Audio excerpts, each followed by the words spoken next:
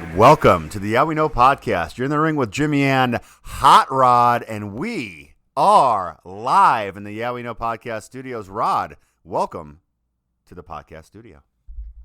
Happy to be here. Lovely to look you in your face. But, Jimmy, I've got to hijack the show from you right here from the start. I've got to address something that happened last week. Cousin Bill, I appreciate you being our man on the street who was live at SummerSlam, giving us a report from being there in the belly of the beast. But it's awful easy for you to come here on my podcast and trash out The Miz and Bianca Belair without me to defend them. So I'm giving you an open invitation right now, Cousin Bill, to come back on here and talk that mess about Bianca Belair and Mike The Miz with the hot rod on the microphone, all right? I'm not going to break bad on you yet, but the open invitation to come back and debate me anytime about the benefits of The Miz and how Bianca Belair got completely jobbed.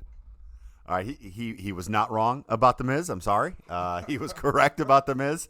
Mr. Dancing with the Stars himself. As you can see, he had a great feud going with John Moore. Oh, I know he didn't. Didn't ever happen. He's gone. And then Bianca Belair, yeah, she got jobbed pretty bad by the now heel Becky Lynch. But we are not going to bury the lead. We've had a lot of changes in WWE this week. A lot of it has to do, I believe, with the success of AEW, and we'll talk about that here soon. But Big E is your new champion. Rod, how awesome is that? Well, I was pretty excited once Big E won it. I don't know that I'm incredibly excited about the way they chose to go about it by telling us for a week that Big E was going to show up on Raw and then continuing to truck him out every 20 minutes on Raw saying, I'm going to cash this in. So I think by the time we got to the end, we almost were left with the only ending we could, which is Big E winning it. But give the fans what they want, and people were absolutely happy about it in the arena, and you could see that the response on Twitter was huge as well. Yeah, really, it was something that WWE doesn't do a lot, is give the fans what they want and send them home happy.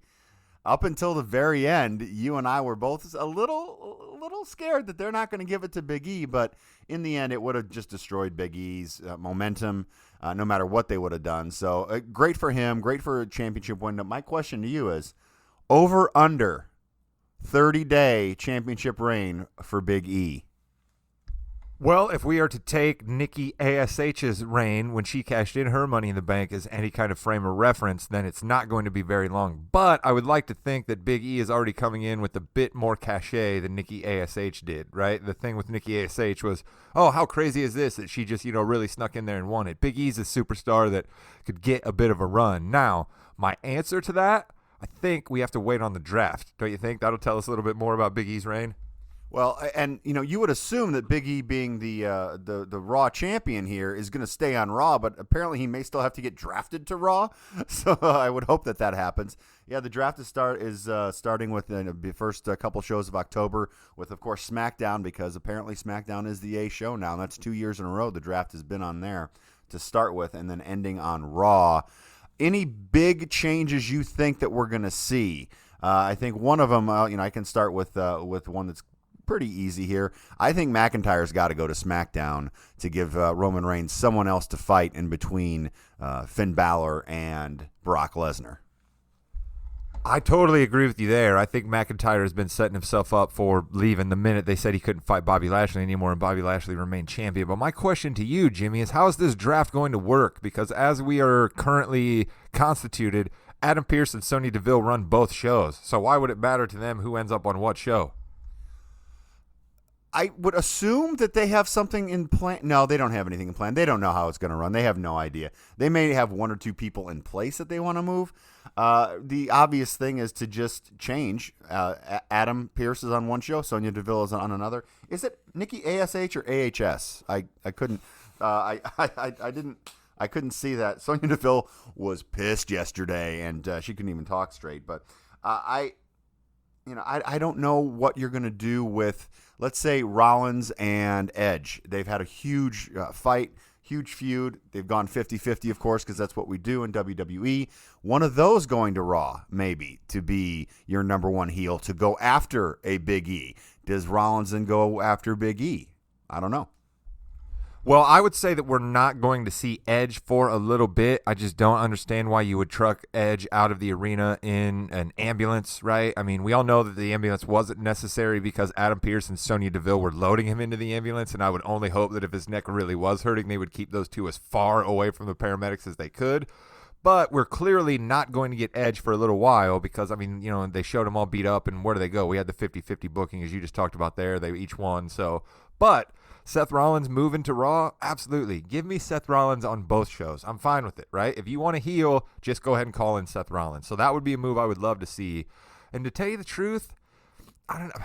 You got the RK Bro, but wouldn't it also be fun if maybe Riddle ended up over on SmackDown with all the other big, huge stars over there and got himself a little extra shine, Jim?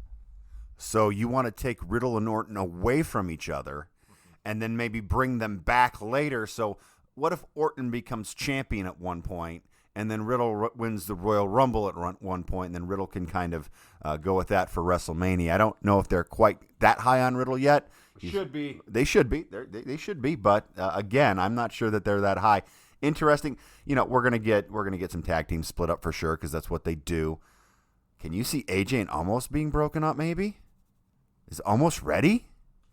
Well, you and I both know he's absolutely not ready, but that's not going to matter to Vince. So I would say, since Almost has his own entrance music at this point now, and we've seen him fight a couple of singles matches, that they definitely are trying to give us something with Almost, but I think you got to set him up with an actual feud, right? You can't just have him be the big guy that shows up on a different show. So before the draft, maybe we're going to get more of Omos and somebody angry at one another, because I don't know. I mean, Omos is a big guy, and you can put him almost anywhere, but he's going to be really kind of naked without AJ Styles right there next to him, because AJ Styles is the man on the mic, and AJ Styles is the man keeping the matches together with actual moves, and Omos is just out there hurting people. I was watching Raw with Jimmy last night, and I got to see his reaction certain times to these guys that he'll talk about that aren't great wrestlers, which is Omos. Jimmy, you could have swore Omos hurt somebody last night, right?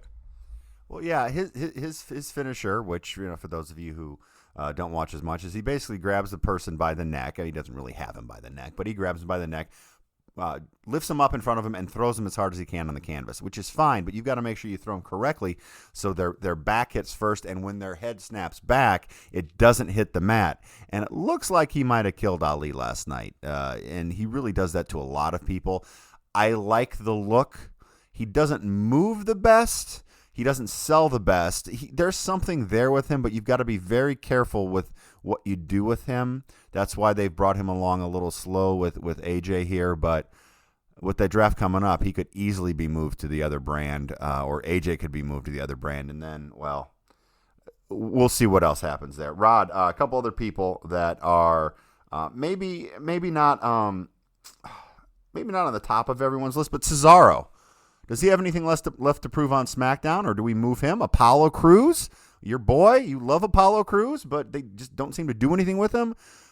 They seem to move Apollo every draft they have. I'm not really sure what they want to ever do with him. Anybody else you'd like to see switch brands, or maybe even brought up from NXT?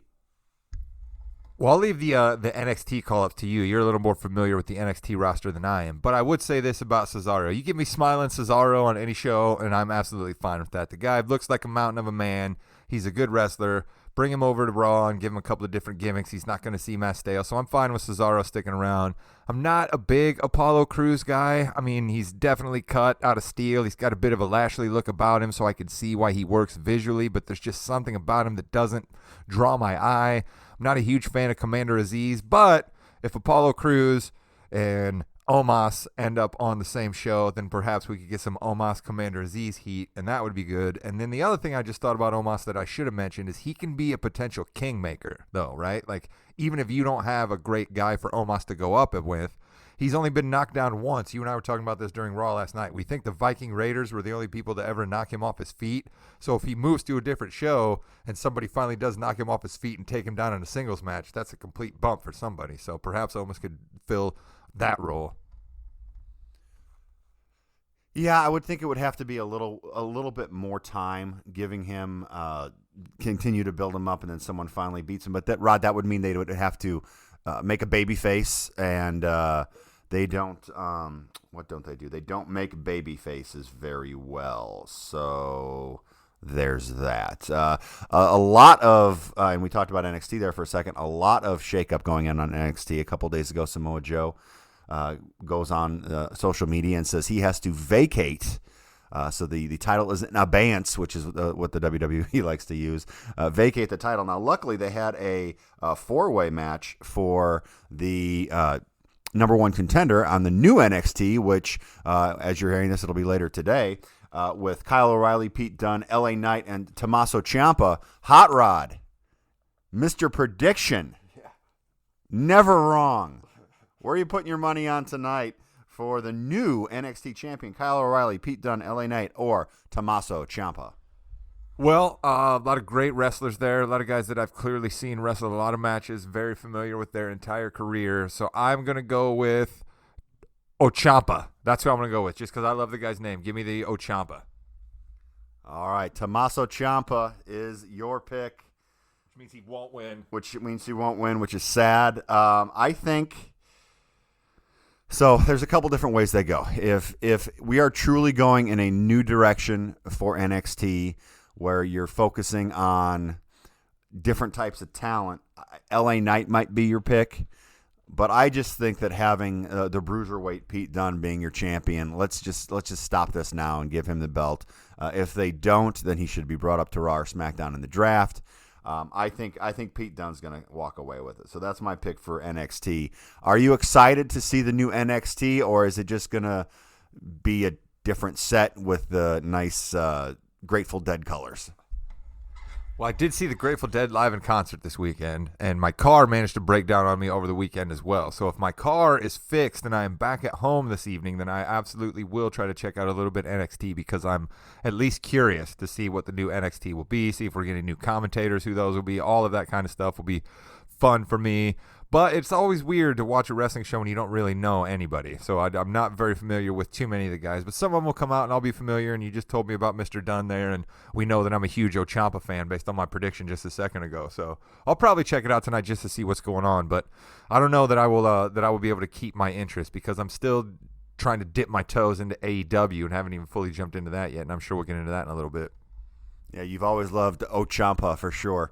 It's Tommaso Ciampa, Rod. Ciampa. Right. Yeah. You've always loved him for sure. Me and Sonya Deville. You and Sonya Deville. Maybe you're the new GM of SmackDown or Raw. Go. I think we can do that. Speaking of people you are very familiar with, you've become familiar with Finn Balor recently, and you've started to buy him a little bit. How was your first demon experience on SmackDown? Here's the thing, all right? I've been doing too many podcasts with you at this moment, all right? And the only thing that I can think to myself is, oh, it's incredible that you just showed the demon. Look at this. There's a great entrance. The crowd is absolutely buying it, but now he's just going to get smashed by Roman Reigns and or Brock Lesnar, and then it's not going to matter. So I was completely excited to see it, but then I was like, this storyline they have him wrapped up in, I love Finn Balor. But there's no possible way where you can look at Finn Balor next to Brock Lesnar or Finn Balor next to Roman Reigns and think that he's going to win that match. So it was cool to see him all face painted up, and the energy was great. But, man, I'm bummed out for Finn Balor that he's just going to get jobbed by one of these giants. Yeah, I could see that happening and ruining another gimmick, which they like to do. Listen, Roman Reigns has been great, and I don't think they should take the belt off him anytime soon. But it doesn't mean that you have to put Finn Balor in a match against him. You can put him against somebody else. Put him against Kevin Owens again. We'll talk about Kevin Owens here in a minute. But they really want to do the Roman Reigns, Brock Lesnar, and it may be where they go to Saudi Arabia to do that. They make more money at Saudi Arabia than they do anywhere else. It's bigger than WrestleMania for them. So they may do it in Saudi Arabia, and then that frees up Roman to fight someone else, 'cause I'm assuming he's going to beat Brock.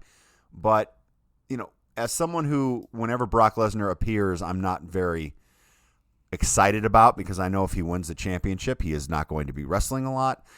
But I'm not going to lie, the past couple weeks have been pretty cool seeing Lesnar out there and his interactions with Heyman. Have you thought that they've brought him in pretty good here? I mean, he's a good guy now. He's a good guy for the first time in a long time. Fans are behind him a little bit. They really want to see him F5 Heyman. What do you think, Rod? Have they done it right? Well, I mean, you have sung the praises of Paul Heyman on this podcast even before I joined you as your partner, and I know your former partner would say that Paul Heyman is just an absolute genius. So we got to shout out Paul Heyman here. I think his presence in this gimmick is what's helping Brock an awful lot, clearly. But babyface Brock, yes, I'm in. But here's the thing that I would say about the pops that happened. I'm still trying to figure out exactly what's going on, right? Everybody loves Roman Reigns. I can't quite tell if he gets 100% boos every time he's out there. Some of the kids, I think, still are a little anti-Brock Lesnar because they just remember him being the beast and angry, and so they don't know what to think about this guy in a flannel shirt with a man bun popping out of the top of his head. So I'm interested in it, but I, like you, know that Brock Lesnar is not going to be around, and I would rather they build up somebody who is getting a little bit of heat and now is a rich man and comes down and comes down to the ring in a nice hat, right? I mean, I don't understand why we had to lose the heat from Baron Corbin. I mean, I just don't understand why we had to lose the heat from Baron Corbin, Jim. I haven't brought him up in a while, so you knew it was coming. Yeah, you definitely are learning that they'll go with something for a week or 2 or 3, and then Vince gets tired of it and they move on. How about Sami Zayn bringing out, we got to talk NBA. It's on the Morgan, Balls and Brew, NBA season starting here in a couple weeks. He brought out Trae Young to Madison Square Garden. I say things about Vince McMahon, the decisions they make, the writing team, which again is Vince McMahon and others. This was fantastic on every level. They got him heat. They got him thrown out, so they got the cheer. They sent the people home happy. How great was that? Well, I'm beginning to really love anytime Sami Zayn gets a chance to do any kind of work, so I appreciated the fact that Sami Zayn was one of the first guys out there to do it, and then I loved the Trae Young appearance. I did. Now, I was a little disappointed in Madison Square Garden. I thought they should have booed him a little more lustily as soon as he showed up. I think they were all just excited about, oh, hey, somebody else famous is here, right? Which is just the thing that happens in America all the time these days. You can not like somebody and then be awed by their fame, and so I think that happened. The MSG crowd, They made me a little mad there. I wanted to hear more lustful boos, or maybe I even wanted to hear the chant that was made so famous during the NBA game, but that did not happen. They did, though, on SmackDown the crowd decided to chant some profanities, and we had about 20 seconds of dead air on SmackDown when they had to bleep all of those out. But the getting kicked out for messing with Rey Mysterio and then the crowd cheering as being kicked out was lovely, and I only hope that Trae Young could show up again, but as you just stated, the NBA season's around the corner, so we probably won't see him again for quite a while.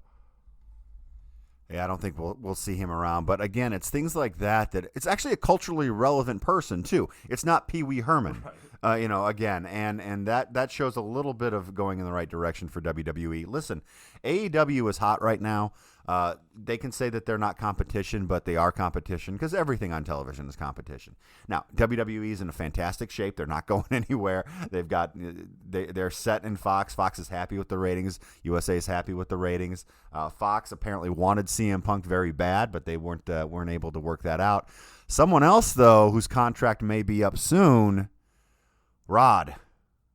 They can't do this to me. Am I going to be saying fight Steen fight instead of fight Owens fight soon? Kevin Owens' contract is apparently up in January. He did tweet out coordinates to Mount Rushmore, which was his group with the Young Bucks and Adam Cole. Young Bucks on their Twitter says there, location, Kevin Owens put almost there. Is he going to leave me, Rod?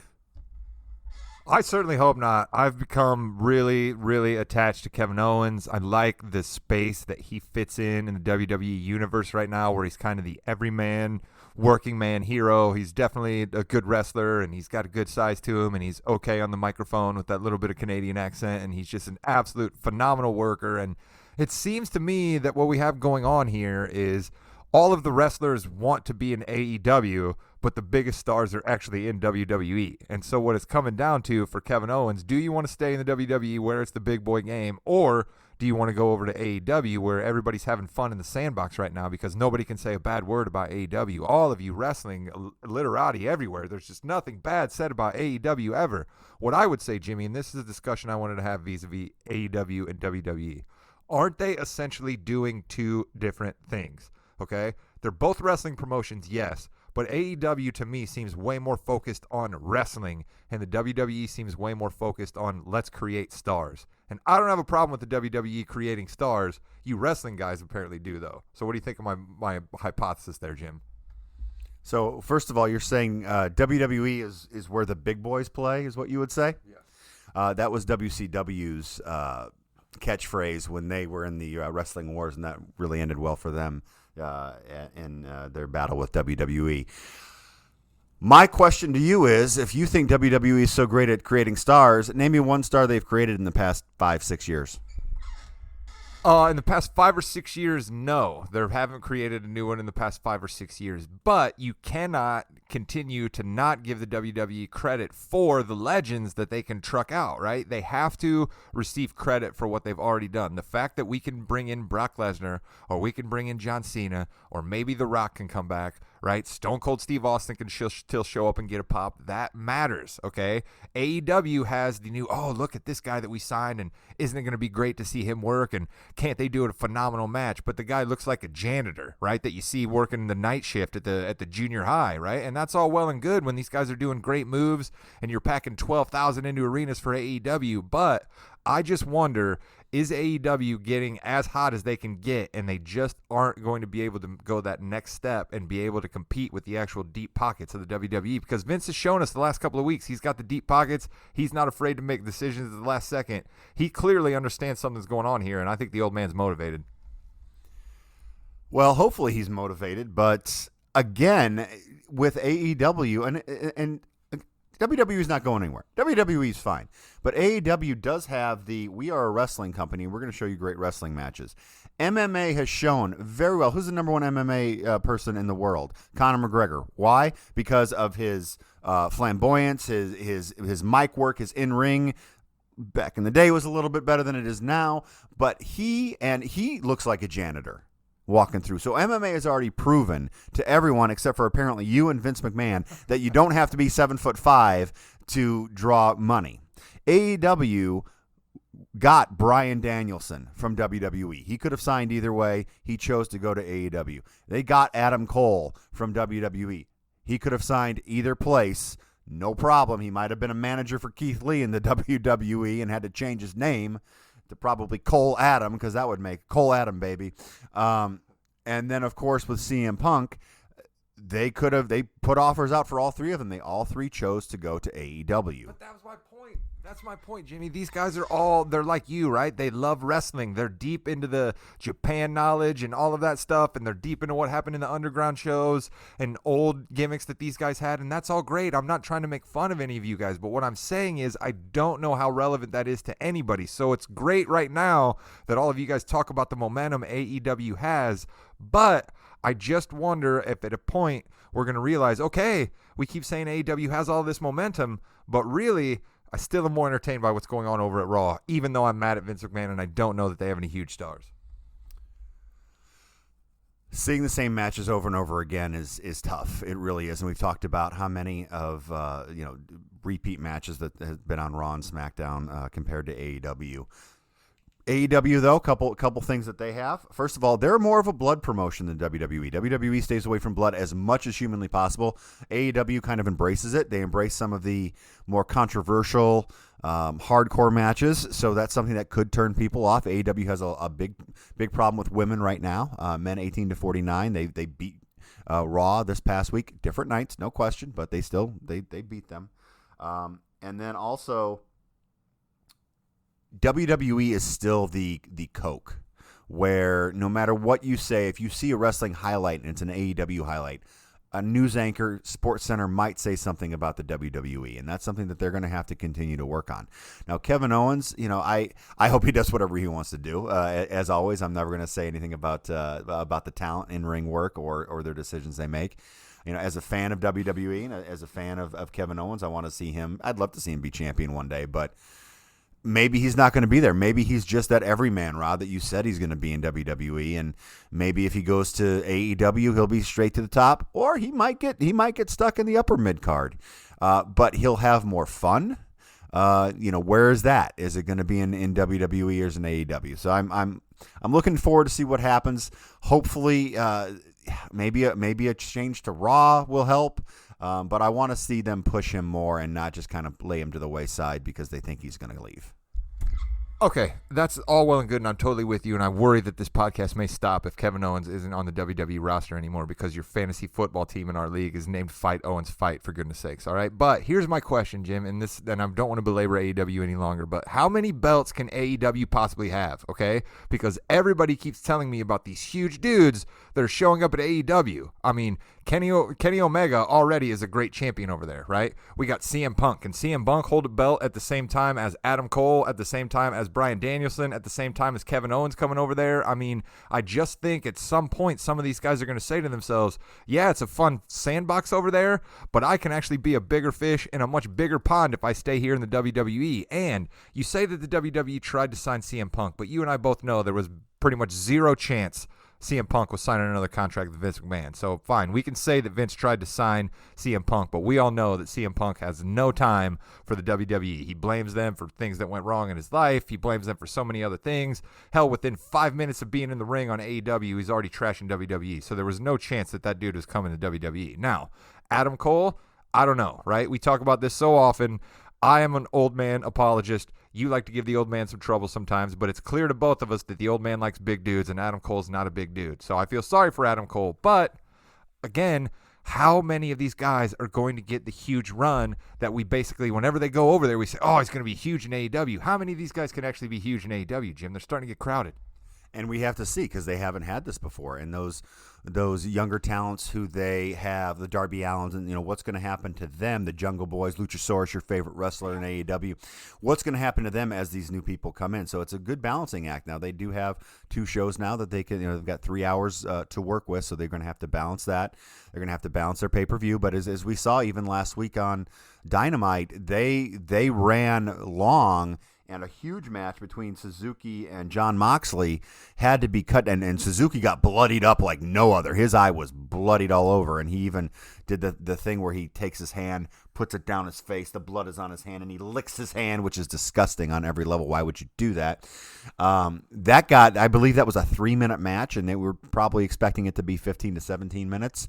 They had to go to go home pretty quick, even so quick that they're going to now do it on the Arthur Ashe Stadium show, which we're building up to. They're a new company, and we've got to figure that out. We also have not seen anyone from AEW go to WWE yet. That is because, in all fairness, the contracts in AEW, I believe, were 5 years when they first started off, and the company hasn't been around that long. So we haven't seen that quite yet with AEW. But there are some big guys in AEW that may want to go to WWE because they are those big guys, and that's where they might flourish a little more. So it'll be interesting to see that. Did you watch any highlights or anything of the All Out show from Chicago this past week? I'm sorry to say that I did not. I totally intended to watch some AEW Dynamite on Wednesday night, and then I don't even remember what in the world I was up to, but no, I did not. So I saw the things on Twitter of what happened in the matches, but I didn't see any highlights. So when Bill and I were recording, the biggest Bianca Belair fan we have, when we were recording, he was watching it, and he mentioned that the greatest cage match in the history of wrestling, in his opinion, really wasn't the greatest cage match in the history of wrestling. So I bit the bullet. I actually got it. I needed to at the very end. I got it about an hour into the show. So we'll talk about the cage match real quick with the Lucha Brothers and the Young Bucks. It was a huge spot fest, no question about it. They worked very hard. AEW does seem, well, WWE's been a little dangerous here too lately, honestly. So people are kind of pushing the envelope a little bit for safety wise, and I don't like to see that as much. So I'd like to maybe tone it down a little bit there. The CM Punk Darby Allin match, very good decision not putting this on as the main event. There was a lot of questions if this should be because it's CM Punk's first match back. It was fine. It was a good match. Darby Allin carried it a lot. CM Punk just kind of got his feet wet a little bit, and they carried on a good match. Of course, CM Punk won. Just garbage. There's no way CM Punk can't win coming back on that match. So CM Punk wins that. Now he's off to feud with Taz and his group. So we'll see CM Punk do that. So he's going to be building up some people there, getting some people some more notoriety.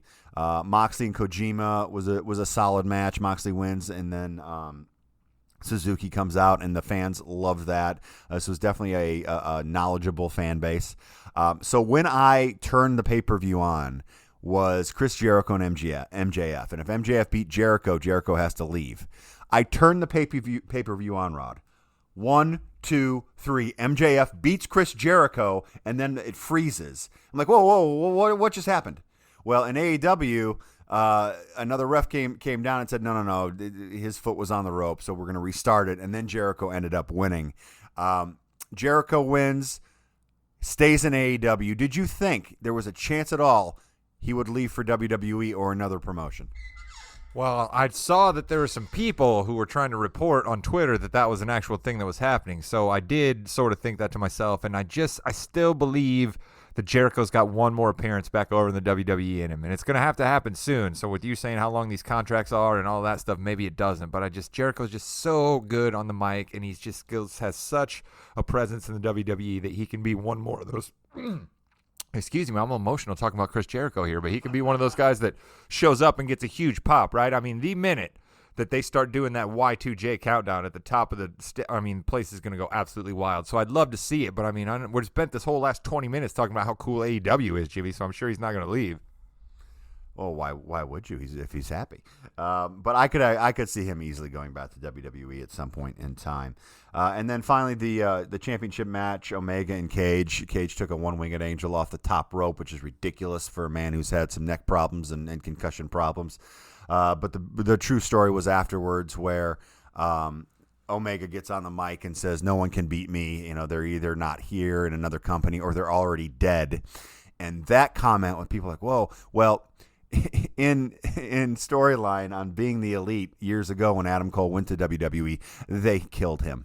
So lights go out, people go crazy. Who's coming out? It's Adam Cole. They do the Adam Cole baby, very excited, and then people think that Adam Cole is going to take out Omega, but then they're best friends, so they hug and everything. And then Omega does his customary, I want to bid everyone adieu, and then you hear Brian Danielson's music. He comes out, the place goes nuts. He has Christian Cage, Lucha Brothers, Luchasaurus, and Jungle Boy come out, and there's a little schmaz at the end. So Brian Danielson, CM Punk, Adam Cole, some pretty big names in wrestling, Rod, going to AEW, and we'll have to see what happens and then in the coming weeks. They did a great house in Chicago for this, and then Arthur Ashe Stadium. I think they have 19,000 people in Arthur Ashe Stadium right now for their huge Dynamite show coming up. So they've got some momentum in WWE, as we just said. They have countered with hopefully not a quick Big E title run. Hopefully we'll continue to see some good SmackDown shows coming up. Anything else you'd like to add before we know out of here? 19,000 people. I was at a Grateful Dead concert over the weekend that had more people than 19,000 people. I'm supposed to get crazy for 19,000 people. I think they had like 23,000 for Raw last night in Boston. Again, AEW, you're cute, you're lovely. I'm glad that you guys are doing this thing, but I think I'm going to stake out a position where I'm going to be the heel against AEW here on this podcast, because we just have entirely too much AEW talk creeping in, and it's overtaking the WWE, and I think it's unfair. All right, it's unfair what we're doing to the WWE. The WWE is a warm blanket, had been around all of our lives, and we are not showing it its proper respect for this young upstart that's coming along the way. This is like we had an 8-year girlfriend, and now we see this hot little chick down the street, and we getting yelled at by our girlfriend for looking at her as she walks away. That's what's going on here, Jimmy, and I'm not going to stand for it. Well, I mean, the girlfriend also continuously lies to you, shows you some things. Oh, you want this? You want that? No, you're not going to get that. And maybe it's time to, say, you know what? I want to be happy. I want to move on. Maybe you got to talk to the girlfriend and say, it's not working out for me, Rod. Yeah, it's not. It's probably not. AEW is on the rise. I understand that. I'm probably more in the Karrion Kross section here, where it's just not going to work out for me. Like, it's not working out for Karrion Kross on Raw. But real quick, to my guy Karrion Kross, wear the suit more often, all right? You look better in the suit and talking in that low monotone. I'm creepy. I want to kill everybody. Stay away from the demolition bondage, all right, Karrion Kross? I hope you're listening. I think Karrion Kross would be saying, yes, I agree with you completely, but my employer says I have to wear the demolition mask there. So we have had a huge week here at the Morgan. We had our first football podcast of the season. We'll have another one coming up in just a few days. Please feel free to tweet at YahWeKnowPod, YahWeKnowPod@gmail.com if you have any questions, comments, concerns, or if you agree with me or Rod on the AEW WWE. It's going to be a fun ride. It's a good time to have a wrestling podcast so we can talk. Rod, thank you very much for coming to the Yeah We Know studios. Our first in person seeing each other in 15 years, maybe something like that. 15, it might be 20. I don't know. Listen, I'm gonna break away from something Jimmy didn't know I was gonna do here right now. All right, all of you folks out here listening, you guys do not understand how great of a man Jimmy Jamriska is. All right, I am broke down in Greenwood, Indiana. Jimmy lives here in Greenwood, Indiana. I call him up in the middle of the afternoon and I say, "Hey Jimmy, can you run and grab me real quick and then let me stay at your place?" And not only does Jimmy do all that, he runs me up to Kokomo so that I can drop my lovely wife, the Mrs. Morganino, off with my mom because she had to go home and do some work. So I'm here in the Yeah We Know studios. Was shown great hospitality by the Jamriska family. Thank you to you guys, and thank you to all of you listeners out there. Make sure you're checking in on Williams. I'm even giving upset picks every week. I was really close on the football last week. I said take the Browns. They're not going to need the points now. I believe with the points you still won that bet, but I did say the Browns were going to win outright, so I was wrong on that. But so was Chris, so I feel good. As long as Chris was wrong and I was wrong, everything's okay. Make sure you're listening to Williams and me and Chris doing NFL, and then Jimmy and I will be back on Monday. And I have a feeling next week we might already be talking about Big E is no longer WWE champion. There's an entire week to go through that. So you've been listening to the Yeah We Know podcast. You're in the ring with Jimmy and Hot Rod. That's right, Hot Rod, Cousin Bill. I'm hot at you. Don't come on here talking that mess when I can't respond. Talk to you again.